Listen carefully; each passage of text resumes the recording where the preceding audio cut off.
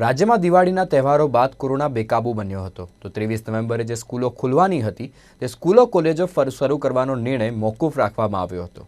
જો કે હવે રાજ્યમાં કોરોનાના દૈનિક કેસો 1500ને બદલે 1000ની આસપાસ આવી રહ્યા હોવાથી જાન્યુઆરીમાં સ્કૂલો કોલેજો શરૂ કરવામાં આવે એવી શક્યતાઓ જોવા મળી રહી છે।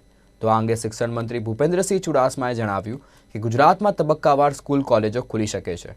તો મુખ્યમંત્રીની અધ્યક્ષતામાં હાઈ પાવર કમિટીની બેઠક મળશે અને આ બેઠક બાદ જ સ્કૂલ કોલેજ શરૂ કરવાનો નિર્ણય લેવામાં આવશે। મારફતે અમને યાદ કરે છે અને માર્ગદર્શન પણ આપે છે। કચ્છમાં આવ્યા ત્યારે ટીચર લો આઈઆઈટી રામ અને ચિલ્ડ્રન યુનિવર્સિટીની આજની માહિતી અને બધી માહિતી મેળવીને શિક્ષણ વિભાગને અભિનંદન આપ્યા છે। બધી યુનિવર્સિટીના વાઇસ ચાન્સલરશ્રીઓને પણ અભિનંદન આપીને કામગીરીથી સંતોષ વ્યક્ત કર્યો હતો। સ્કૂલ ખોલવાની જ છે। માનનીય મુખ્યમંત્રીશ્રીની અધ્યક્ષતામાં હાઈ પાવર કમિટી નિર્ણય લે એટલે અમે સ્કૂલ ખોલીશું, તબક્કાવાર ખોલીશું।